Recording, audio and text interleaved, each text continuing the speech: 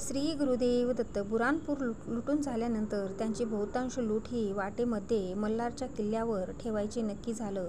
परंतु फिरण्यासाठी धरणगावात चोपड्याची वाट सोयीची होती. हंबीरमामा आणि शंभूराजे गटागटाने ती लूट घेऊन धरणगावाच्या वाटेने निघाले होते.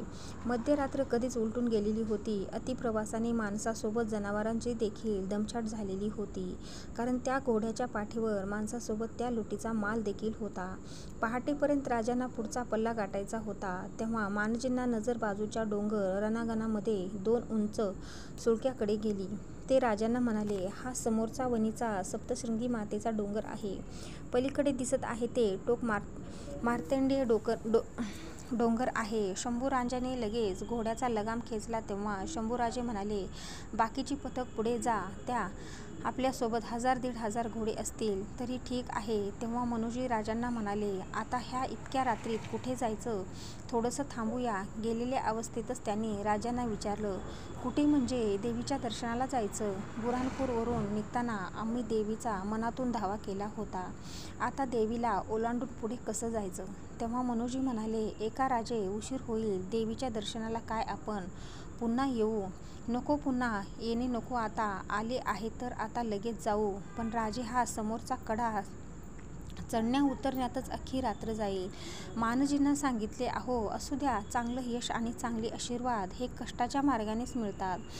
ते काही सहजासहजी मिळत नाही. पुढे जाणारी सर्व पथके कवी कलश सोबत पुढे निघून गेली. आपल्यासोबत 1500 सैन्य घेऊन शंभूराजे समोरचा कडा चढून वर गेले.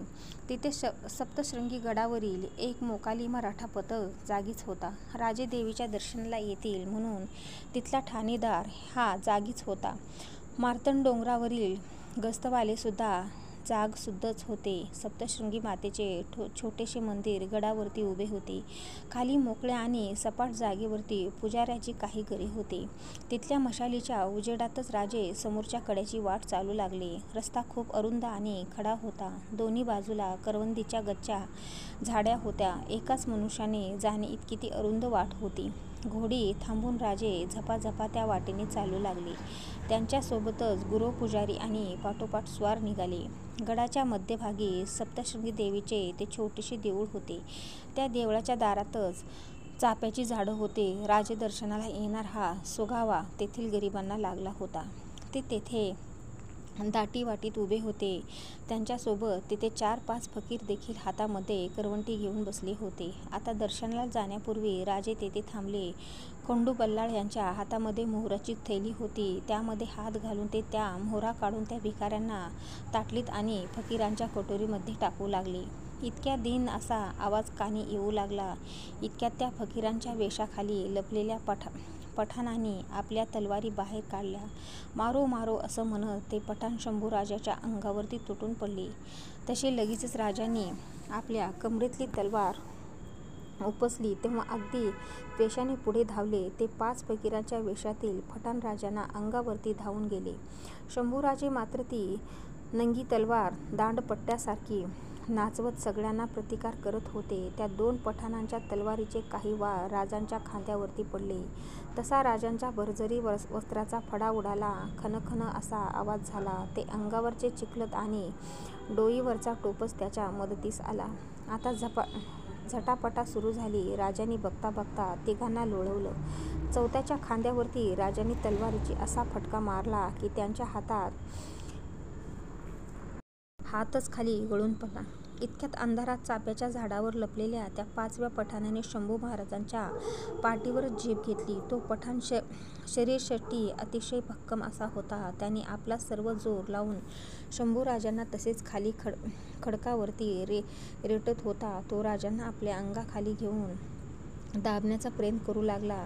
खडकावरती घसरल्यामुळे राजांच्या कोपराचे कातडे निघाले. राजांचे सहकारी पुढे धावले आणि त्या पठाणाला ढकलण्याचा प्रयत्न करू लागले. पण त्यांना राजांना अशा प्रकारे दाबलं होतं की त्यामुळे शंभूराजाचा श्वास कोंडला गेला होता. तो कसे तरी पुढे सरकले. त्यामुळे त्यांना उजवा हात मोकळा झाला. लगेचच त्यांनी आपल्या कमरेची जांभिया काढला. शेतीपिकीना त्यांना पाटणाचा कोथळाचा बाहेर काढला.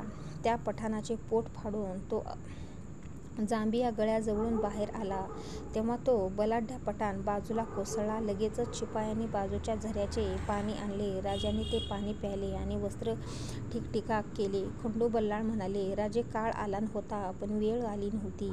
त्यावरती शंभूराजे हसले. ते म्हणाले, सप्तशृंगी मातेने आज आगळे वेगळे दर्शन द्यायचे ठरवले होते. आपण बचावलो ते मातेच्या आशीर्वादाने. राजे मंदिरात गेले, पूजा केली.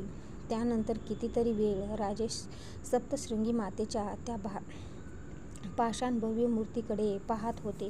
मातेच्या डोळ्याकडे समाधानाचे पाहत होते. राजे तो कडा उतरू लागले. आता अंधार कमी होऊ लागला होता.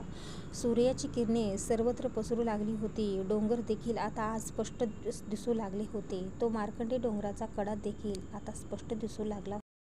ते जटाधारी मार्कंडे ऋषी जानू राजांना आशीर्वाद देण्यासाठीच तेथे अवतरले होते. जय भवानी.